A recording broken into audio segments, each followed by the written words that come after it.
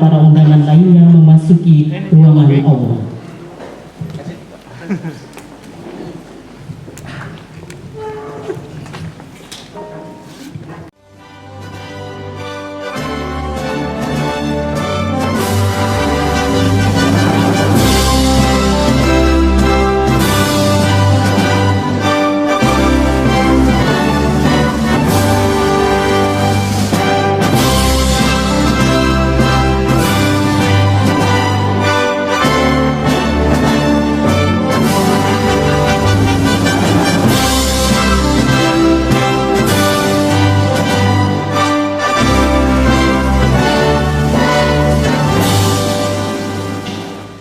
Pelayanan dan dari BKP MRI Bapak Dr. Ahmad, terima kasih Pak Deputi sudah menghadiri. Kita berikan aplaus untuk Pak Deputi. Bapak Ibu sekalian yang kami hormati, perlu kami laporkan kepada Pak Rektor bahwa hari ini adalah kegiatan Dies Natalis, rangkaian Dies Natalis yang ketiga yang telah dilaksanakan oleh panitia pelaksana dari total rangkaian 19 kegiatan yang akan kami laksanakan dalam tahun 2021. Oleh karena itu, untuk informasi kepada seluruh peserta bahwa simposium pertambangan ini telah dihadiri oleh, kita sudah berupaya maksimal untuk menghadirkan pihak-pihak perusahaan, kemudian juga kita juga memastikan menghadirkan pihak LSM dan juga akademisi, sehingga ini bisa menjadi bagian utama untuk melaksanakan kegiatan simposium dengan target melahirkan rekomendasi kepada pemerintah Provinsi Maluku Utara, terutama kepada Dinas SDM Provinsi Maluku Utara. Bapak Ibu sekalian, sebagai laporan pada Pak Rektor bahwa kegiatan mendatang kita akan menyiapkan sebuah kegiatan bersama yang hari ini juga perlu kami sampaikan bahwa ada 19 kegiatan, salah satunya itu adalah kegiatan Open Turnamen Mancing Mania.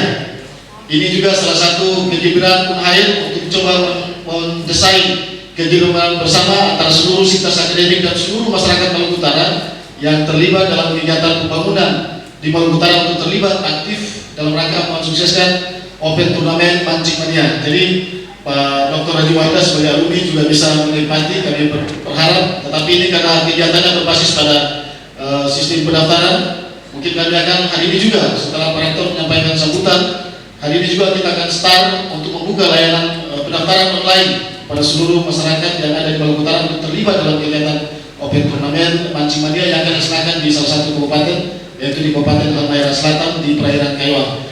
Sebagai tambahan dalam kegiatan ini kami berharap satu hal, bahwa kemitraan antara Dies Natalis 57 tahun hari ini bekerjasama dengan dua dasawarsa Fakultas Teknik. Karena itu kita di tempat ini kita berikan aplaus untuk Fakultas Teknik telah hari ini sudah memasuki usia dua dasawarsa.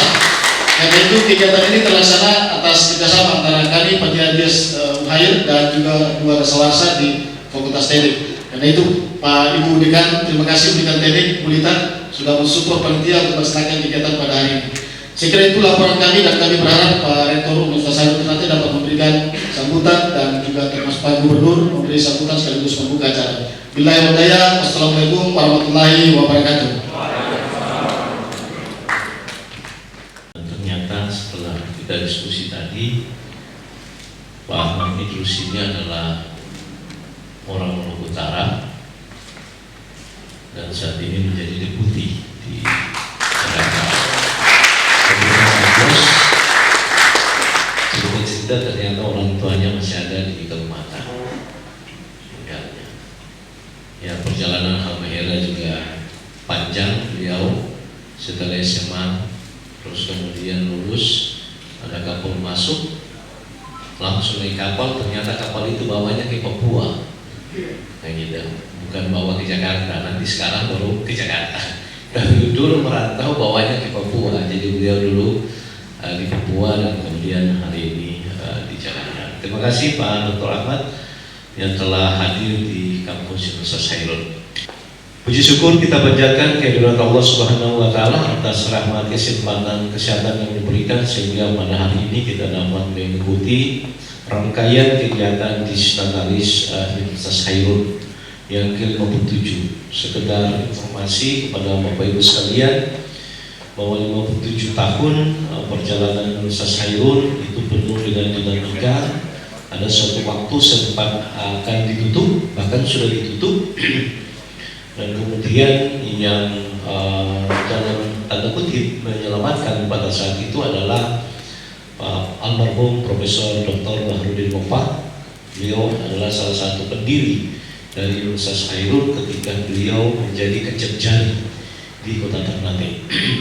Sehingga dengan relasi dengan Kopertis 97 pada saat itu Makassar, dan kemudian itu dihidupkan. Perkembangnya Universitas Khairul nanti tahun 90-an dan sampai hari ini kami telah memiliki 8 fakultas, yaitu Fakultas Hukum, Fakultas Ekonomi dan Bisnis, Fakultas Ilmu Budaya, Fakultas Perikanan, Fakultas Pertanian, Fakultas Teknik, dan Fakultas Kependidikan, dan yang muda sebenarnya adalah Fakultas Kedokteran. Di Fakultas Kedokteran itu ada 2 program studi, yaitu pendidikan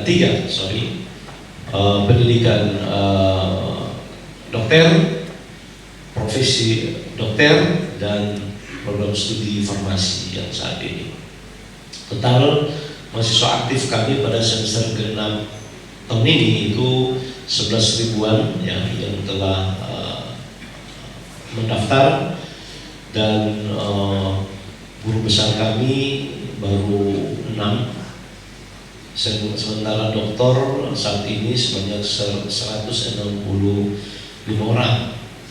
Dan mudah-mudahan ke depan ini bisa bertambah guru besarnya. Salah satunya adalah kita usulkan adalah Dr. Wahda Zainal Iman ini. Sementara dalam proses, jadi beliau sebagai pimpinan DPR juga sebagai dosen di Universitas Khairul yang kita sementara berproses untuk besar. Karena kampus membutuhkan profesor yang harus lebih banyak ke depan. Pak Deputi yang kami hormati, tentunya tema ini sengaja diangkat karena melihat perkembangan investasi di Maluku Utara. Bahkan kalau saya baca laporan dari BKPM pada kuartal 1 2020, itu ternyata Maluku Utara dari 10 provinsi investasi asing di Indonesia itu Maluku Utara masuk ranking ketiga. Gitu. Kalau saya lihat dari laporan kuartal 1 tahun 2020, artinya ada potensi yang luar biasa di Maluku Utara ini. Tetapi untuk data nanti akan Pak Deputi menjelaskan. Saya hanya kebetulan kemarin kami rapat koordinasi dengan Kementerian Investasi Pak Luhut, dan salah satu materi yang di data yang disampaikan adalah itu, karena kami lagi membicarakan tentang bagaimana pendidikan untuk menjamu investasi, sehingga jangan sampai kita masyarakat Maluku Utara, mahasiswa kita atau masyarakat Maluku Utara itu hanya menjadi istilah bekerja kasar gitu. Maka perguruan tinggi harus mempersiapkan sumber daya. Dan salah satu yang kita coba untuk kembangkan itu adalah berkaitan dengan keteknikan, karena kebutuhan di sananya cukup besar. Salah satu yang sementara kita berproses itu adalah kita membuka teknik program studi teknik industri yang sementara ini kita persiapkan. Memang yang dibutuhkan cukup banyak itu adalah meteorologi, teknik yang kebutuhan untuk industri, sehingga dari data itu menunjukkan bahwa potensi Maluku Utara ini sangat luar biasa saat ini. Kemudian kita harus bersama-sama untuk bagaimana mempersiapkan sumber daya manusia ke depan. Tetapi yang di sisi lain dengan prioritas 3 atau urutan ketiga 10 besar itu, ternyata kemiskinan kita juga cukup banyak, yaitu berdasarkan data terakhir BPS itu ada 86,37 ribu orang miskin di Maluku Utara. Nah, simposium hari ini coba kita bedah agar kemudian kita memberikan rekomendasi kepada pemerintah daerah supaya ke depan itu investasi asing mogok kita support, tetapi kemudian kita entaskan kemiskinannya ada. Berarti kan sejalan. Tetapi kalau seandainya investasinya banyak, masyarakatnya miskin, berarti mungkin ada sesuatu yang perlu kita tata kembali. Nah, simposium ini kita berharap apa rekomendasi nanti akan kita berikan ke pemerintah daerah dan sebagainya. Saya bercontoh misalnya, ini yang mungkin kebetulan ada Pak Sekda. Saya bercontoh misalnya untuk kebutuhan ayam misalnya, atau sayur misalnya, atau petelur misalnya, ternyata ada beberapa industri yang ambil langsung ke industrinya di Surabaya. Oke, mungkin harga murah, itu informasi. Ada pembambang di sini mungkin tahu karena PTSP ya, beliau saat ini. Oke, bisa ambil langsung karena harga murah, katakanlah 25.000 per kilo misalnya. Tapi mungkin perlu kita dari sisi daerah menekan perusahaan agar oke, tapi yang perusahaan Surabaya itu harus bikin industri peternakan di sini misalnya. Agar apa? Itu akan tumbuh yang kecil-kecil untuk mensuplai ayam di dia.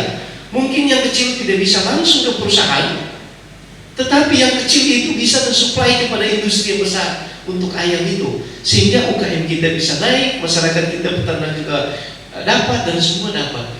Tapi kalau seandainya ngambil 25.000 1 kilo dari industri di Surabaya langsung semua dengan kapal, maka memang Maluku Utara tidak dapat apa-apa. Itu salah satu contoh misalnya. Mudah-mudahan itu salah atau keliru informasi yang saya dapat. Tetapi kita berharap ke depan dengan adanya industri kita support, tetapi memberikan kontribusi pada pengentasan kemiskinan di Maluku Utara. Dan itu tujuan dari pembangunannya seperti itu. Buat apa industri besar ada di Maluku Utara, tetapi kemudian kemiskinan justru bertambah, orang semakin tidak sejahtera. Oleh karena itu juga dari sisi kampus kita berupaya untuk menyiapkan sumber daya manusia agar industri yang masuk itu bisa mengakomodir kebutuhan pendidikan, atau istilahnya mahasiswa kita, lulusan kita tidak akan menganggur ke depan. Sekali lagi kami menyampaikan banyak terima kasih kepada Bapak Ibu sekalian yang telah bekerja sama di dalam pelaksanaan rangkaian Disnatalis ini, dan kami juga memberikan selamat kepada Fakultas Teknik atas 2 dasawarsa Fakultas Teknik Universitas Hairun yang kemudian dirangkaikan dengan Disnatalis kita pada hari ini. Terima kasih. Wassalamualaikum warahmatullahi wabarakatuh dan selamat pagi.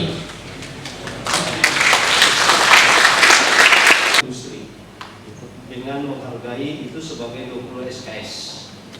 Jadi mereka butuh 20 SKS, dan kita menjalankan pertama dengan Habitat Group, dan hari ini kami akan menyerahkan bantuan makamnya kepada perusahaan Harita dalam rangka untuk mengkaji kira-kira penyesuaiannya seperti apa kalau mahasiswa kita ikutkan magang di perusahaan, panduannya seperti apa, mekanisme kerjanya seperti apa, kira-kira itu yang ini.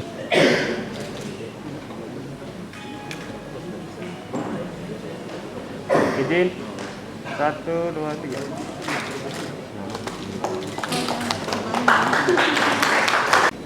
Izin Pak 1, 2, 3.